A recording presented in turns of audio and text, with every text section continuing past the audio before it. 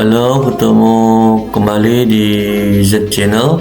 Baik, kali ini kami akan berbagi informasi seputar website Kementerian Pendidikan Dasar dan Menengah. Untuk selengkapnya silahkan simak video berikut ini. Baik, pada kesempatan ini kami menginformasikan atau berbagi tentang website yang baru di-launching oleh Kementerian Pendidikan dan Kebudayaan. Nah, untuk website ini terkait dengan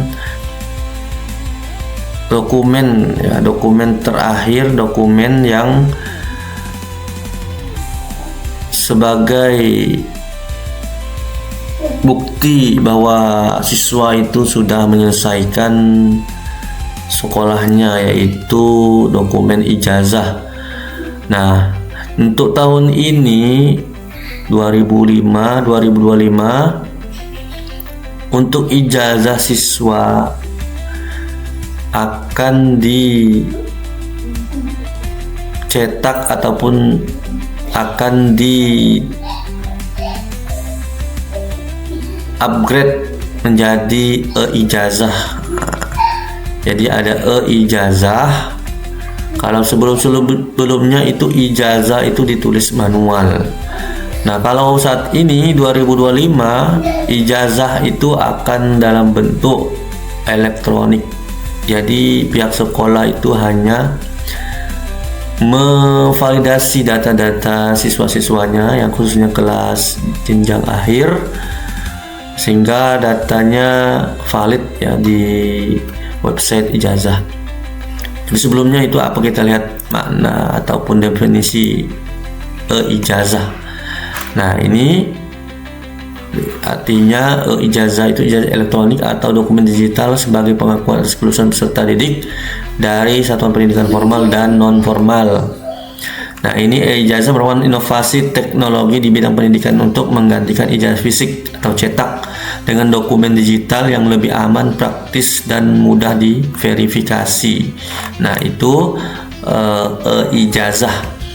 Tapi lebih jauh nanti bisa dicek ya di websitenya, di website Ijazah Data Kemendikbud. Nah, untuk kali ini kami akan sedikit menguraikan ya, ini ada tampilan ya di website Ijazah Data Kemendikbud.id. Ini ada untuk mengecek ya atau memverifikasi data siswa. Sini ada satuan pendidikan, peserta didik, ada NISN, kependudukan, kepala sekolah, kemudian ada istilah DNS data, daftar nominasi sementara, kemudian ada daftar nominasi tetap. Nah, ini untuk mengecek data-data sekolah, data siswa yang masih mengalami residu itu masih ada invalid. Di sini bisa dicek di seluruh provinsi Indonesia, tinggal dicek saja provinsi atau sekolah yang ingin kita cek. Nah, kemudian setelah website ini untuk mengeceknya, kita akan bagi sekolah khususnya operator itu mendapatkan akses ya, mendapatkan akses untuk melihat atau mengecek data-data siswanya, sehingga website ini akan digunakan untuk meluluskan ataupun mencetak ijazahnya nanti untuk siswa ini.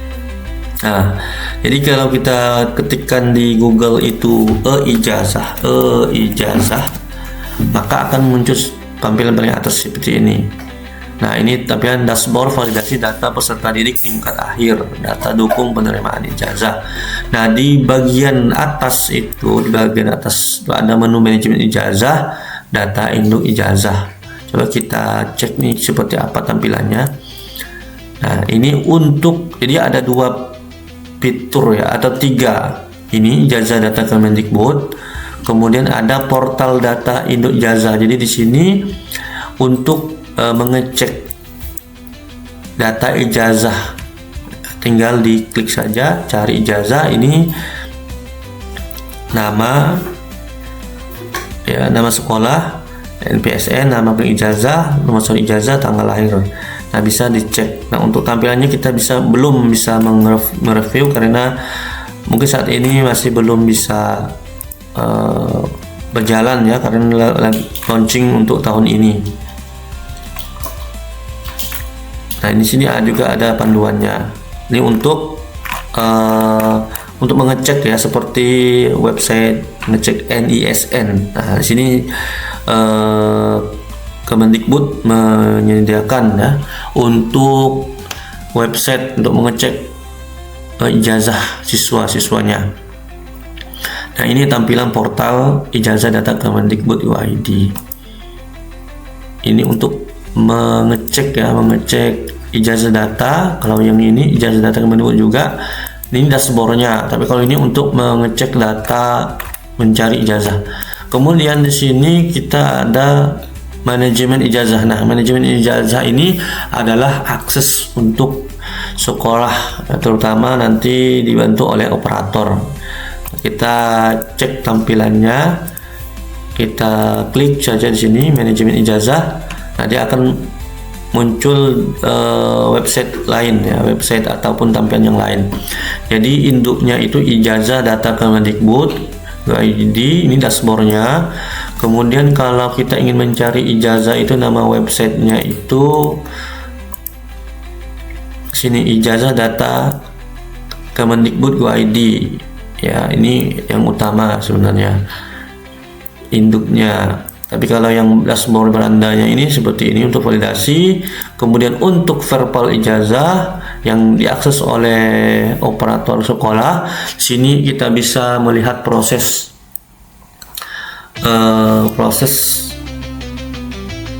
tahapan untuk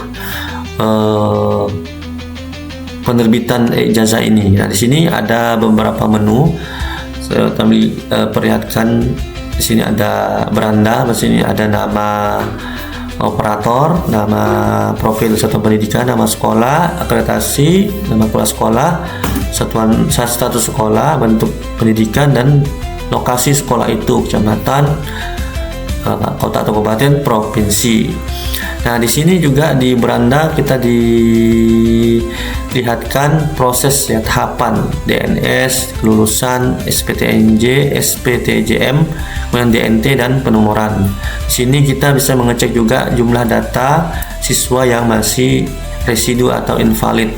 Nah, untuk contoh sekolah ini sudah terpenuhi, satuan pendidikan berstatus valid, peserta didik sudah valid, kemudian 67 peserta belum proses penetapan kelulusan ya. Memang ini prosesnya baru tahapan, nanti tidak ada jadwalnya, masih tanda I ya, belum tanda centang. Kemudian di sini ada menu kepala sekolah. Di sini ada penjelasan ya, penjelasan data lengkap dan sesuai dengan gelar. Di sini kalau ingin mengubah data gelar bisa kita pilih ya di bagian tanda pensil ini. Kemudian menu daftar jadwal. Nah, ini daftar jadwal yang yang tampil di website ini. Ada perbaikan gelar kepala sekolah, kemudian penetapan kelulusan, ada simulasi. Ini dari mulai 2 April sampai 3 Mei, dan ada penetapan kelulusan, simulasi, SPTJM, kemudian unggah SPTJM, kemudian persetujuan SPTJM simulasi. Ini dari 2 April sampai 3 Mei, dan pengumumannya itu pada tanggal 5 Mei 2025. Kemudian ada relasi legalitas, akreditasi SP dan layanan, daftar penumpang kosong, daftar induk kosong ya.